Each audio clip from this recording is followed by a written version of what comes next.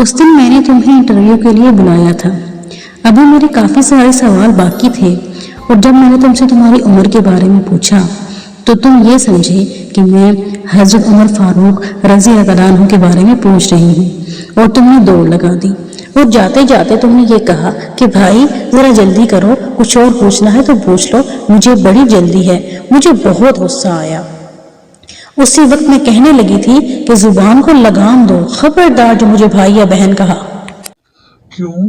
कोई गलत बात कह दी मैंने जो इस तरह आपे से बाहर हो रही हो? मैंने तो कुरान के मुताबिक बात की है। शबे महराज और शबे बारात के मौके पर जब अपने बच्चों को सैकड़ों के हिसाब से फुलझड़ियां, हवाइयां और पटाखे लाकर देते हो, बसंत के मौके पर हजारों की डोर और पतंगे, शादी के मौके पर बैंड बाजे, आतिशबाजी, चरागा, मेहंदी की रस्म और वीडियो फिल्म वगैरह, जाओ जाकर सूरत बनी इसराइल की आयत नंबर 27 देख लो। अल्लाह खुद तुम्हें मेरा भाई करार देता है। अगर मेरे मुंह से निकल गया तो कौन सी आफत आ गई? अच्छा ये बताओ, तुम आम तौर पर मिलते कहाँ हो? बड़ा सादा सा एड्रेस है, मस्जिदों, मदरसों और नेक मजालस के बाहर। दलील के तौर पर अपनी मसाजिद की हाजिरी देख लो और रहा दरसे कुरान, वो तो वैसे ही आहिस्ता आहिस्ता खत्म होता जा रहा है।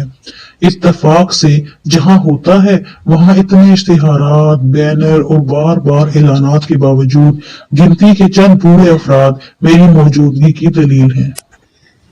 बड़ी अजीब बात है। तुम्हें तो किसी सिनेमा घर या थिएटर के बाहर होना चाहिए था। तुम तो बड़ी लिखी बेवकूफ लगती हो।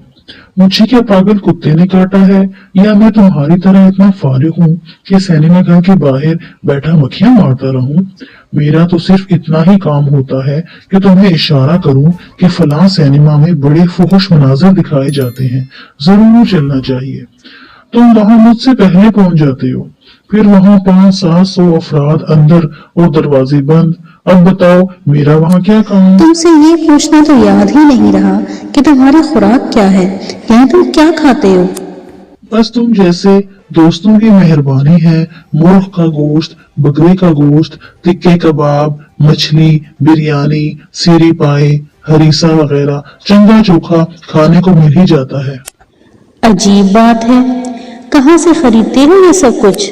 तुम्हारे होते हुए मुझे क्या पड़ी है कि पैसे जाया करूं? जब तुम सामने पड़े मुख्तलिफ किस्म के खाने बगैर बिस्मिल्लाह पढ़े खाते हो तो एक एक लुकमा मेरे पेट में जा रहा होता है। इस बात की कोई दलील? अपने नबी के फरमान के बाद दलील मांगते हो? फिर भी तसल्ली ना हो तो अभी समझाई देता हूँ। इतनी मुरगन ग़िज़ाएं खाने के बावजूद तुम्हारे जिस्मों में रत्ती भर ताकत नहीं। अगर तुम खुद खाते तो क्या तुम्हें हिम्मत ना होती? अच्छा कोई ऐसा गुनाह जिसके बारे में तुम्हारी शदीद ख्वाहिश हो कि बहुत ज्यादा लोग उसमें मुलविस हों? गुनाह छोटा हो या बड़ा, मैं तो कोई मौका हाथ से जाने नहीं देता। अलबत्ता शिर्क एक ऐसा गुनाह है कि जिसके बाद मैं उस शख्स से मुतमईन हो जाता हूँ कि अब मेरी मेहनत जाया जाने का कोई इम्कान नहीं, क्योंकि बाकी गुनाहों पर मेहनत जाया जाने का अंदेशा होता है कि अल्लाह ताला जिसके चाहे जितने चाहे गुनाह माफ कर दे। मगर शिर्क एक ऐसा गुनाह है जो माफ नहीं होगा, और यही तो मेरी असल कमाई है। एक दिलचस्प बात बताऊं, शिर्क तो बहुत बड़ी बात है। जब तुम्हारे बच्चे स्कूल में कोर्स की शक्ल में पढ़ते हैं, संडे, मंडे, ट्यूसडे या मई, जून, जुलाई, मेरा कलेजा तो इसी से ही ठंडा हो जाता है। इसमें खुशी की कौन सी बात है? ये तो आम दिनों और महीनों के नाम हैं। जी हाँ, दिनों और महीनों के नाम हैं, मगर वजाहत सुनोगी तो मेरी खुशी की वजह समझ जाओगी। ध्यान से सुनना, और अगर हो सके तो अपने बच्चों को भी बता देना। संडे सूरज देवता का दिन, मंडे चांद देवता का दिन, ट्यूसडे जंग के देवता का दिन, थर्सडे बादलों की गरज के देवता का दिन, फ्राइडे मोहब्बत की देवी फ्राइगा का दिन, और मई जैसे रोमन देवता, जून शादी की देवी जोनो, जुलाई रोमी शहनशाह जूलियस ये तमाम दिनों और महीनों के नाम देवी और देवताओं के नाम पर हैं, और ये वो दिन और महीने हैं कि जिनमें इनकी पूजा होती थी। अब बताओ, मेरे लिए खुशी का मकाम है या नहीं? आजकल कमर्शियलिज्म का दौर है और हर कोई अपने काम में नित नई तब्दीलियां लाता है। क्या तुम भी अपने काम में कोई जद्दत पैदा करते हो? बड़े होशियार बनते हो। आहिस्ता आहिस्ता मेरे सारे दाव पे जानना चाहते हो। बाज बातें बताने से कारोबार मंदा पड़ जाता है, लेकिन तुम्हें अल्लाह और उसके रसूल सल्लल्लाहु अलैहि वसल्लम ने मेरे बहुत से हरबों से आगाह किया और तुम उससे फायदा ना उठा सके। अब मेरे बताने से अपना क्या बचाव कर लोगे? तुम बड़े मजे से टांग पे टांग रखे बैठे हो और मैं हमतन मसरूफ हूँ कि कोई जाने ना पाए। वक्त कम है, सिर्फ एक ही तरीके वारदात का जिक्र करूंगा। पहले लोग कालीनों या मेज कुर्सियों पर बैठकर ताश खेलते थे, मगर बाज नादान दोस्तों ने बाजारों में बैठकर खेलना शुरू कर दिया, जिसे हर कोई मायूब समझने लगा और आम आदमी मेरे काबू से बाहर होने लगा। अब मैंने बहुत जदीद और महफूज तरीका इस्तेमाल किया है। जनाब, ये क्या हो रहा है? जी, ये क्रिकेट मैच हो रहा है। 1 लाख के करीब मजमा, और शायद ही कोई बेवकूफ ऐसा हो जिसने जुए पर रकम ना लगा रखी हो। देख लो, एक तीर से कितने शिकार करता हूँ। पहले डिश से मैं बदकारी, फुहाशी और बेपर्दगी जैसे काम लेता था, मगर अब जुए में बहुत काम दे रहा है। मैच इंग्लैंड में और जुआ पाकिस्तान के गली मोहल्लों में हो रहा होता है, और अगर मैच पाकिस्तान और शारजा में हो तो मौजे ही मौजे। फिर जुए के अलावा तकरीबन 1 लाख अफराद को नमाज जुम्मा से रोके रखता हूँ। असर भी गई, मगरिब स्टेडियम से बाहर निकलते हुए, ईशा थकावट की वजह से और फजर को आंख ही ना खुल सकी। बड़े पक्के नमाजी मैच की वजह से मेरे काबू में आ जाते हैं। यकीन करो, मुझे उस वक्त बहुत डर लगता है कि स्टेडियम पर कहीं आग न बरसनी शुरू हो जाए कि उधर खुतबा जुम्मा हो रहा है और इधर 1 लाख के करीब कट्टर मुसलमानों का जम्मे गफीर गाने, नारे, छन छन और शोर शराबे में मसरूफ है। बार बार घड़ी की तरफ देख रहे हो, खैर तो है? तुमने राडो पहनी होती है लोगों को दिखाने के लिए, जबकि घड़ी का सही इस्तेमाल तो मैं करता हूँ। मेरा एक एक सेकंड कीमती होता है। तुम्हारा क्या है? तुम जहाँ मदारी लगी देखते हो, घंटों वहीं खड़े रहते हो।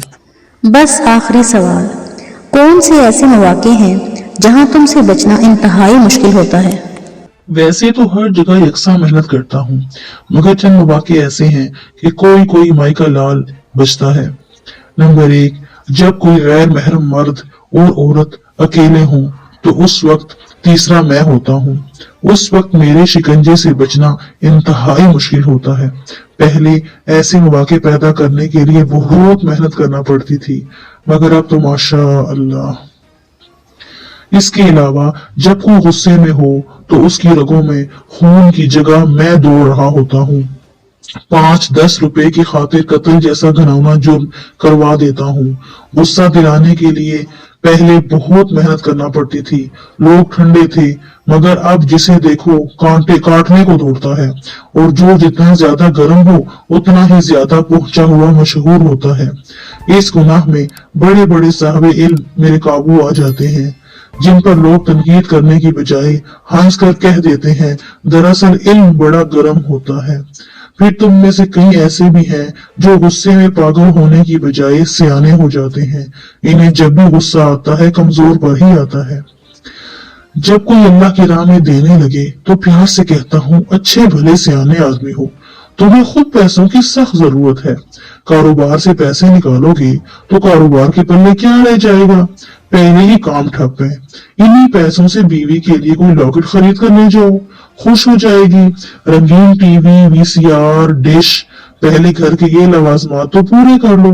दूसरों के बच्चे गाड़ियों में स्कूल जाते हैं और तुम्हारे साइकिल पर।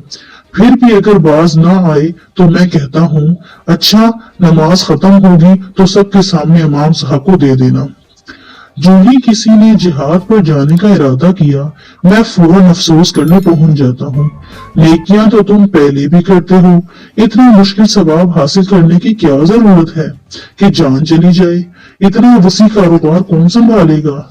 बीवी बेवा हो जाएगी, बच्चे यतीम हो जाएंगे, गर्मी बहुत है, सर्दी बहुत है, कारोबारी सीजन है, अभी तुमने देखा ही क्या है। जब कोई दाढ़ी रखने की नीयत करे तो फौरन हमदर्दी जताने के लिए पहुंच जाता हूँ। ये क्या, भला कोई उम्र है दाढ़ी रखने की? क्या शादी करवाने का मूड नहीं? तुम्हें तो कोई लड़की देना पसंद नहीं करेगा।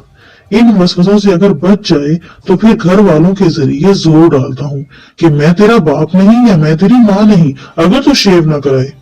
ये तो था कुंवारे नौजवान का मामला। रहा शादीशुदा तो इसे बड़े प्यार से समझाता हूँ कि अल्लाह के बंदे अजीब काम करने लगे हो। क्या तुम पसंद करोगे कि तुम्हारी बीवी जवान नजर आए और तुम बूढ़े? बाल काले होते तो चलो ठीक था, मगर आप तो काफी सफेद हो गए हैं। बाबा लगोगे बाबा। खानदान की नौजवान लड़कियां चाचा जी कहना शुरू कर देंगी। शक्लो सूरत के तुम पहले ही पूरे सूरे हो, खूबसूरती में फर्क पड़ जाएगा। और ये बात चाहे जवान हो या बूढ़ा, दोनों कहते हैं कि दाढ़ी रखने को जी तो बहुत चाहता है, मगर इससे खूबसूरती में फर्क पड़ जाता है, बंदा खूबसूरत नहीं लगता। देखो, मैंने तुम्हारे हर सवाल का जवाब दिया, अब एक बात का जवाब तुम भी दो। ये बताओ कि कायनात की सबसे खूबसूरत तरीन हस्ती कौन सी है? नबी मुकर्रम हजरत मोहम्मद सल्लल्लाहु अलैहि वसल्लम। अफसोस तुम्हारे 2 नंबर उम्मती होने पर। ईमानदारी से बताना, क्या उनकी दाढ़ी नहीं थी? इजाजत चाहने से पहले अगर बुरा महसूस ना करो तो एक बात पूछ लूं। तुम्हारा मुझसे इंटरव्यू लेने का मकसद मेरी समझ में नहीं आ सका। अगर तुम्हारा मकसद ये है कि तुम इसे घर घर छपवा कर तकसीम करोगे ताकि लोग मेरे हमलों से बच सके, तो याद रखना, अगर ऐसा किया तो मुझसे बुरा कोई ना होगा। कम से कम तुम्हें नहीं छोड़ूंगा और ऐसा जाल बुनूंगा कि निकलना मुश्किल हो जाएगा। ए दुश्मने जानो ईमान, 1 सेकंड से पहले अपने नापाक वजूद से कमरा खाली कर दो और जाओ। जितना चाहे जोर लगा लो, अल्लाह ताला की तौफीक से अब मैं पूरा ध्यान रखूंगी। ध्यान कैसे रखोगी? तुम कौन सा मुझे देख सकती हो? अगर मैं तुम्हें नहीं देख सकती तो तुम भी कान खोल कर सुन लो। मैं भी अपने आप को उस जात के सुपुर्द करती हूँ जिसको तुम नहीं देख सकते। रब्बी अऊज़ु बिका मिन हमज़ातिश शयातीनी व अऊज़ु बिका रब्बी अन यहज़ुरून। ऐ रब, मैं शैतानों की छेड़छाड़ से तेरी पनाह चाहती हूँ और तेरी पनाह चाहती